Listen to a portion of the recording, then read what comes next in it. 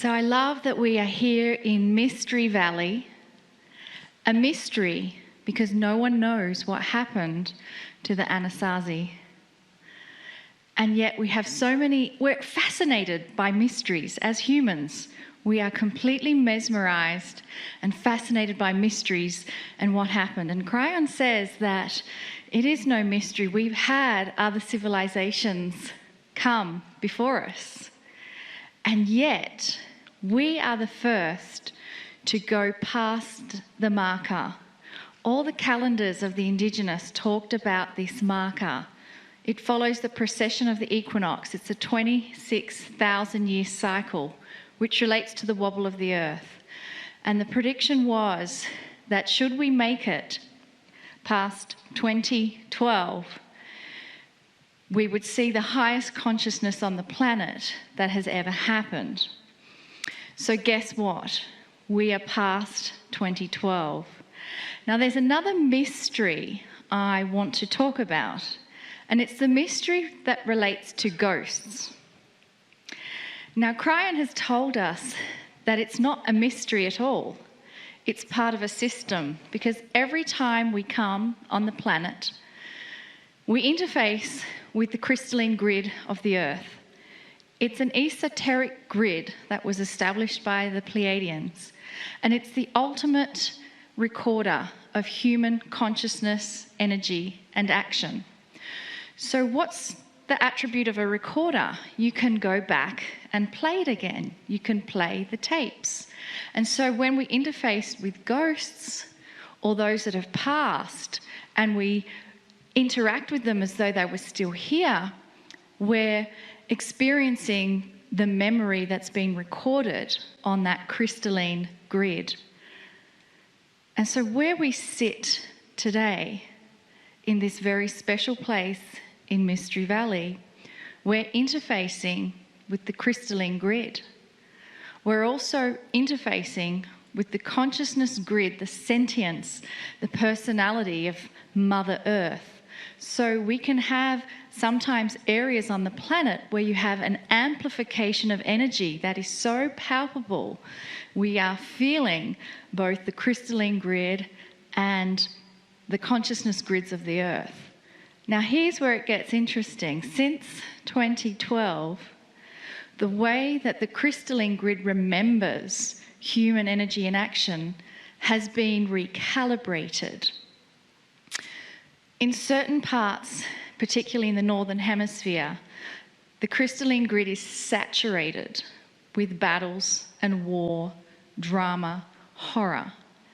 And this is what's being recalibrated so that the grid is going to remember the emotions of compassion, of love, of oneness. And when you have a grid that becomes biased towards those attributes, this is going to be picked up by every child that is born onto the planet. Its Akash interfaces with that crystalline grid. It's being sent a signal of what the grid is vibrating at.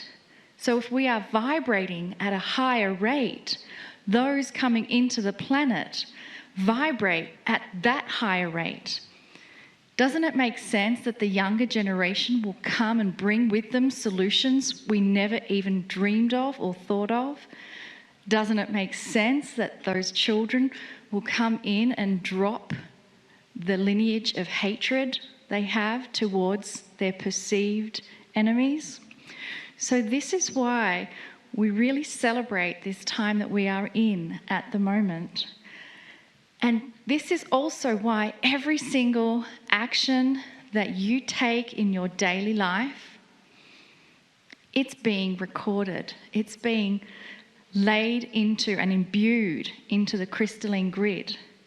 So what's going to happen next time when you transition and be born again onto the planet? It's kept there. It's held there.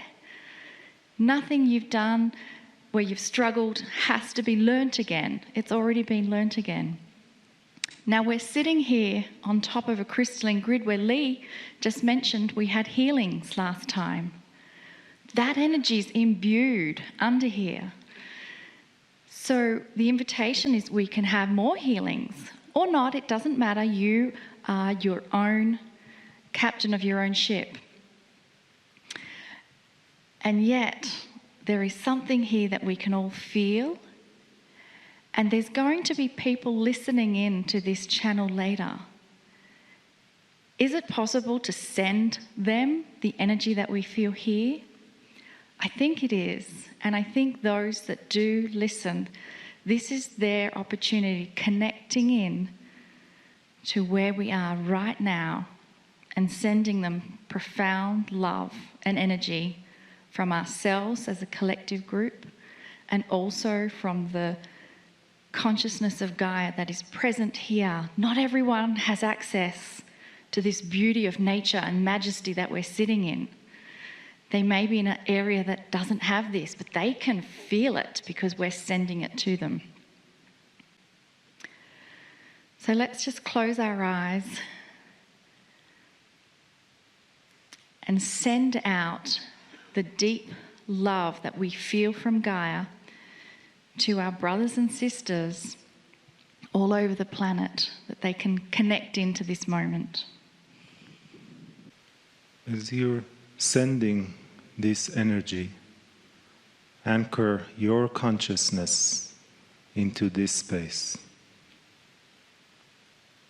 Anchor your heart with the heart of this space.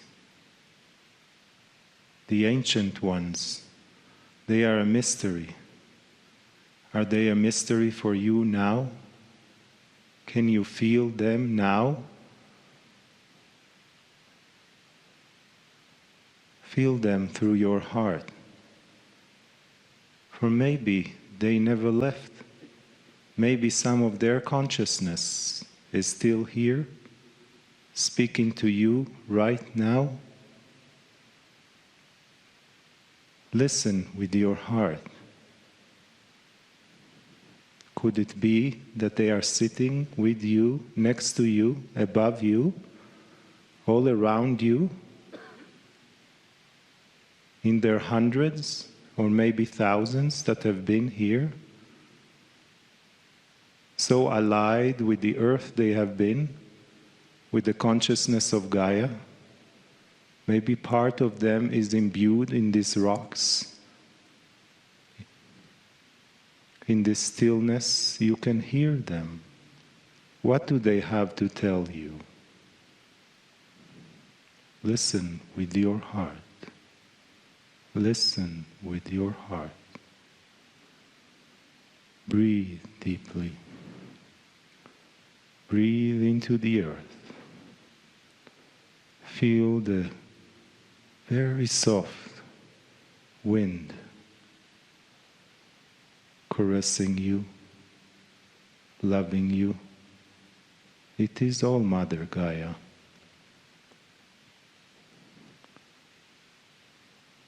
Stillness, stillness, stillness is a key to experience higher consciousness. Breathe slowly and deeply.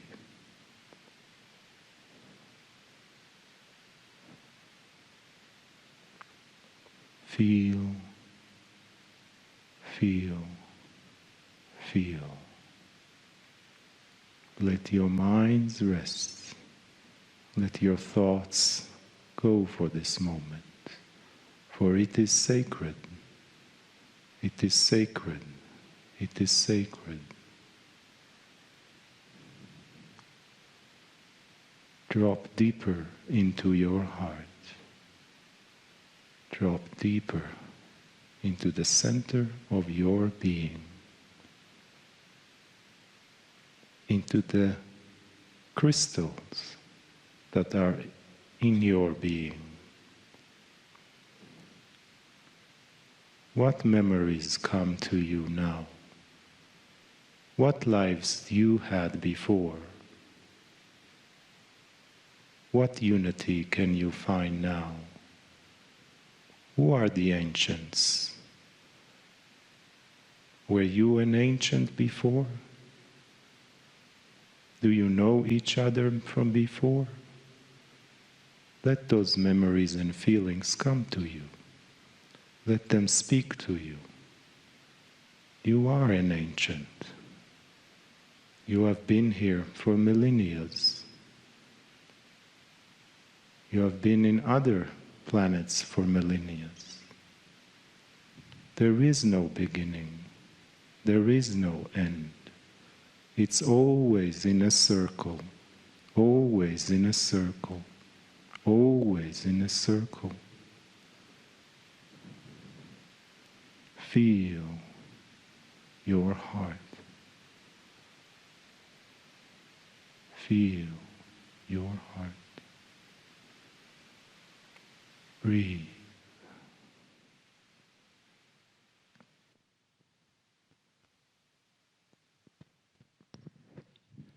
Greetings, dear ones. I'm Cryon of Magnetic Service.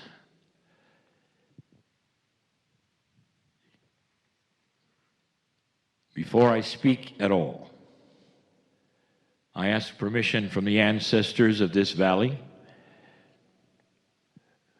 for an uplifting message of truth that they will resound with.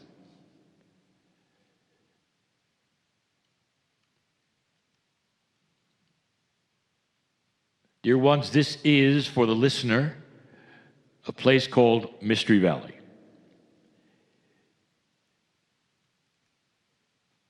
We are giving this message, which is number 7 in the series called the Monument Valley Tour. Some of you may wonder what kind of place we're in because it echoes and the walls resound with the sound of our voice. It's an alcove which has a ruin at the top. And the group sits at the bottom against the walls to listen to yet again another message that was given in this very place. Could it be that there are places on the planet that are more conducive to healing and understanding and epiphany than others? And the answer is yes. It's already been mentioned even this day as to why that might be. Because humans leave an imprint on the earth. And it's difficult to explain that. For we have to get into non-linear concepts which so many believe are esoteric, and yet they can be proven. When you walk into a battlefield of any kind, where so many have died, there are those who feel the energy and will know something happened there. Even if you don't prompt them to say, well, this is an ancient battlefield, even if you take them for a walk and don't tell them where they are, they'll feel it. Some human beings are more sensitive than others. Some will feel it greatly, some will feel it marginally, some won't feel anything. But the question is this, is what are they feeling? What is the process where a human being could relate to something that happened in a place so long ago? And it happens daily, dear ones, that those would go into a place they didn't expect where something has happened and feel energies, and later they find out that was a burial ground, or that was a battleground, or that was sacred land in the past. And so the object of the lesson today is to tell you that there are things that you don't know that are beyond that which you do. And what you do know and understand so profoundly is the linear existence and reality you live in. one step at a time, day by day, survival, making a living.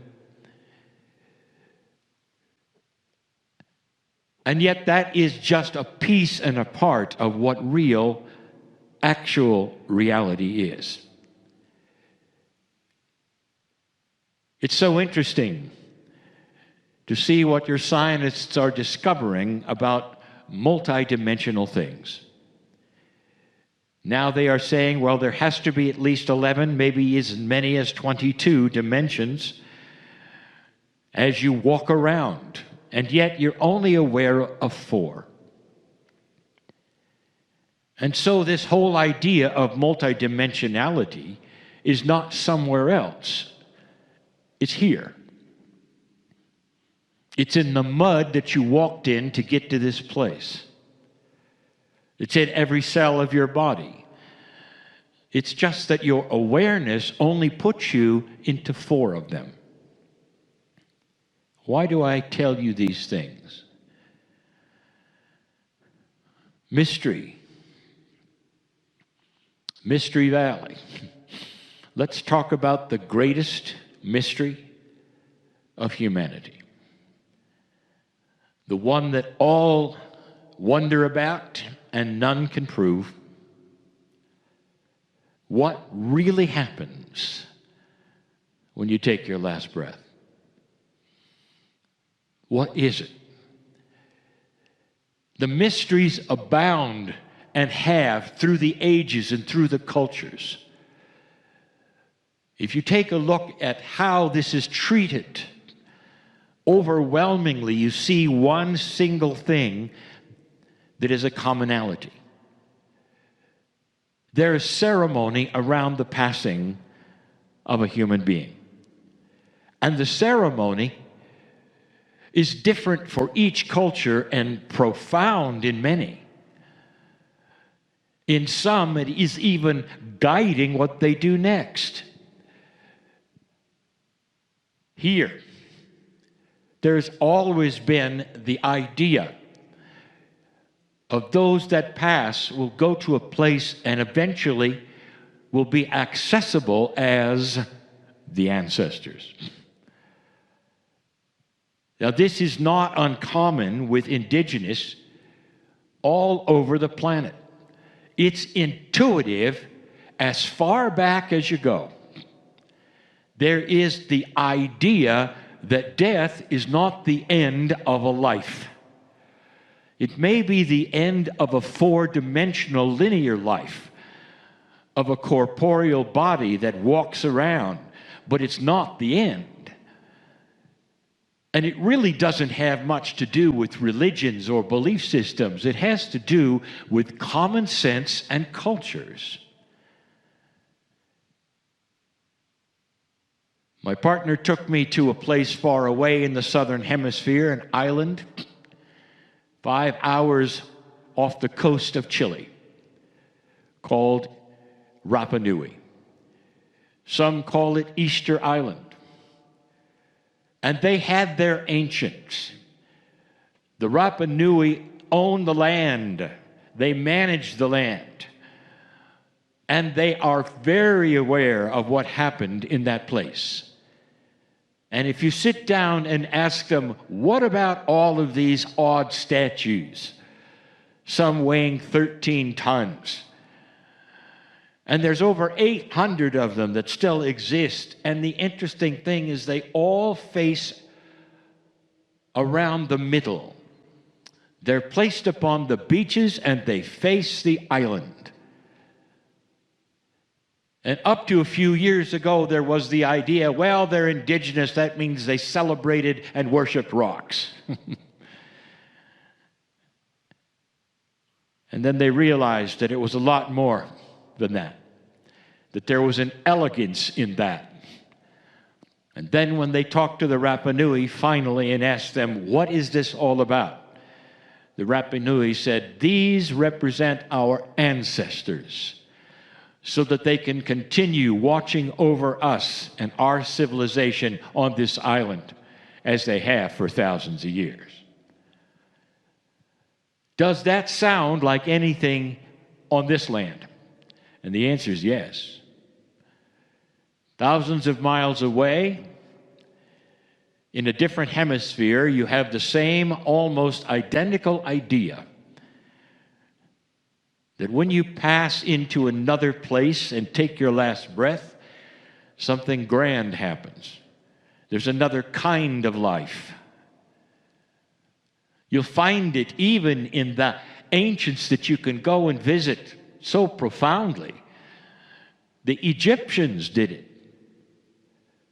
They believed very strongly in the afterlife, not just for the pharaohs. You see in the Egyptian photos and the Egyptian history all that the pharaohs did so that they will go into the next life with the right accoutrements and the right boats and the right weapons and the valuables. But maybe they didn't tell you that even down to the lowest peasant, every Egyptian goes into the afterlife. This is intuitive, dear ones. And the question, of course, remains, what's the afterlife? What happens, truly, at that last breath? There was a famous illusionist named Houdini who was so interested in what he called the occult. And he wanted so much to find out how to contact the other side of the veil. He spent a lot of money and hours with those who could talk to the other side and realize that most of them were charlatans and no one really could do it. And so he made an agreement. When I pass, he said to his partner, I'm going to do my best to get through to you. He named the times or the times of years to try so that they would both be aware, him on the other side of the veil and his partner in 4D here. I'm going to contact you here and there, and I want you to listen because I'm going to really try. And nothing happened. So when you start to ask the question, not only what happens when you go, but can you then, in some fashion, talk to the ones who remain? And the answer is this: not in 4D, not to make an appointment, not to have a seance, although this will be controversial because many still do. It's not about a time on a clock or sitting around a table and then calling someone's name. It doesn't work like that. That is so linear. Oh, but it works. I have given you information in the past about what I call the journey of the soul. To Spirit, Creator, your soul is eternal. And whether you believe in that which reincarnates or not, it doesn't matter. Let's say you don't. Let's say you only believe you have one lifetime on the planet. This still works. That your soul is always there, always has been. Perhaps it's as old as spirit itself. Perhaps, as we have taught before, it somehow breaks off from the creative spirit and becomes human. But it has always been there. Inside you is a piece of that creator. That's the soul. And when you pass, it then returns to where it was. Now, over 80% of the earth believes this, in that they believe in an afterlife. And so almost all the planet intuitively celebrates the passing of a human being into another form of some kind. And this is the lesson of the day. We've spoken to you so many times about the difference between linear things and non-linear things. And yet none of you, not one human, truly can put yourself in a non-linear place. You can say, well, I've dreamed there. I've had visions there. But all you've done in that is to watch a movie. You never have truly understood how things can be in multiple places at once. One of the most common experiments in early physics was that of the examination of light itself. Was it a particle? Was it a wave? Then they discovered it could be either. Then they discovered that it reacts to being looked at. Then they realized light itself seemed to know things. Then they realized that it could be in two places at the same time. Then they stopped looking. Entanglement is so confusing to the linear mind, for it speaks of the idea of one thing being in multiple places at the same time. What appeared originally in the experiments as two things communicating over long distances instantly became the understanding of oneness. It's one thing in two places, one on a star far away and one on the earth, being one with both, and therefore there's no communication. They simply are one. That's entanglement. You can't grasp that with the human mind. It's impossible for you to put yourself in that place. But what I'm going to tell you is that the ancestors who are here right now and listening are smiling and they're laughing because I'm talking about them. They have always been in this multidimensional place because of a thing we've told you about the journey of the soul. When you pass from this life, dear ones, you become part of that which is all dimensions. You no longer are restricted to this planet, to this earth.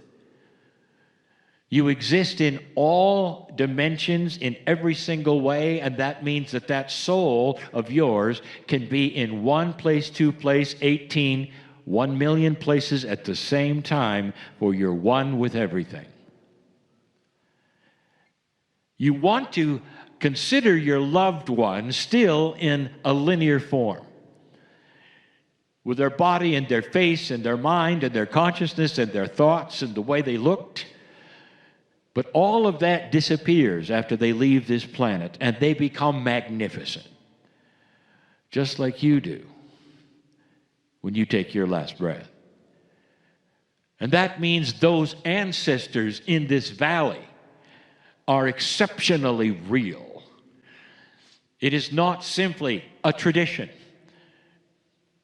Long before this modern civilization that you belong to existed, indigenous all over the earth understood this. And the whole idea and the reason was that they could continue understanding the wisdom that didn't leave the earth with the last breath, but continued. In this place, there is what we call the crystalline grid, which we have talked about before, and it amplifies this. The ancestors are those which passed and have come back. Now, what makes this extremely complex to most humanity is that you will say, well, if they've come back, how can they then be on the other side of the veil? After all, they're in this valley. And that's when we don't answer. Because you don't know what you don't know. For those who believe in reincarnation, I'll give you the biggest puzzle of all. I've told you that souls come back with an agreement to live with their loved ones, with their children and their grandchildren, and they remain with them to help them and guide them and love them. And those who believe in reincarnation will say, well, yeah, but what happens then? Because I think I know that they've also reincarnated. And the answer is, yes, they have. They've done both. They're in two places at the same time, just like light. Are you confused yet? That's the grandness of the multidimensional soul. That's who you are. Now, I want you to think about this for a moment. I want you to prepare your children with something that perhaps is not taught to you in any place but this place. I want you to look in their eyes and say, there'll come a day when I pass. And it doesn't matter how I go. That's just in linearity. What is important is this, is that a piece and a part of my soul, which you now know, is going to come back and going to be with you until your last breath. And I want you to feel me. And I want you to talk to me. And I want you to remember me like I'm really with you and I'm really there. And if you start telling your children that, they will make this more real than it is today. For in linearity, it is so difficult for you to imagine this one who has passed coming back and sitting on your lap in another form, not available necessarily in seance, but available personally, intuitively to you every single day. For those of you who've lost loved ones, you already know of what I speak. It's not an imagination. It's not just that which is intuition or hopeful that that person actually might be with you still. They are. And they're with you in a way that you can't even imagine. In every single cell, they are with you. And over a long period of time, dear ones, this is how the bulk of ancestry is built. And that is why the ancients can turn to the ancestors as a group, knowing they've all returned in some form of wisdom to help them and guide them in places like this. Imagine how advanced thinking this is for the ones who dwelt in this valley. And if they could listen now, and some of them can, they still are winking and laughing that at this time in 2019, we are rediscovering something so basic and so advanced and so elegant that they all knew. The ancient ones were advanced in this. They knew how it worked and claimed it and lived by it, and you can too.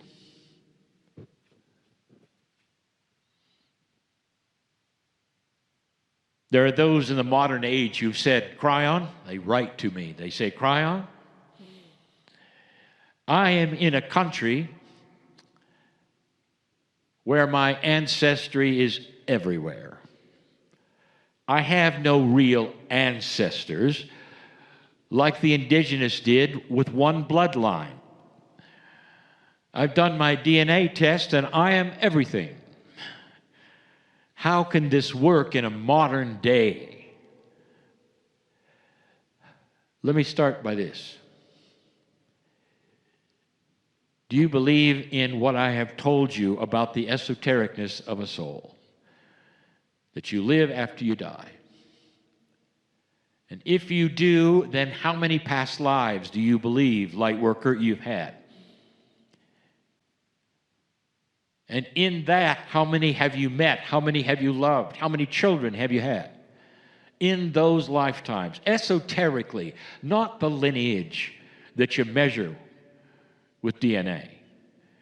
I'm talking about the esotericness. I will then tell you that how old you think you are, how many lives you think you've had on this planet, old soul, that every single one of those children you've had and loved and the parents you've had and loved are in your DNA now in an esoteric way. There are your ancestors. Did you ever think of that? Did you ever think that each one of you might have your own entourage, your own ancestors, as you walk along the street? It gets complicated. And to some, it gets eye-rolling.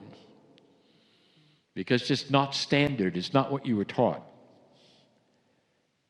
You've all lost people, dear ones, in the last years. Between the time my partner brought me to this valley and today, there have been at least 2 that we met here that are no longer here, of the Navajo. I want you to picture for a moment every single one you've loved and lost, including those 2, are right here. In a way you cannot imagine or believe or maybe talk to in a linear fashion, but that you can feel. And if they could have a message to you right now, they would say there's more than you think going on this planet. There's more than you think in the shift, in the evolvement of consciousness.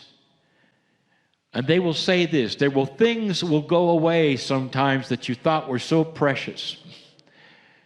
But it's time for them to become one with other things. Things do not stay the same, and the wind blows differently in different times. And then they would smile and they would say, we are always with you, we are always here, we are always available, just like you're going to be for your children and your grandchildren. Let them know now, so that this will be part of their belief system. Just like it is in this place, on this land, in this culture, when they turn to their ancestors and ask them for guidance and wisdom, and they get it. What happens in your last breath? More magnificence is what happens. It's time for you to celebrate that. And there'll come a time, perhaps, where the courageous won't do funerals anymore. They'll do celebrations. And so it is.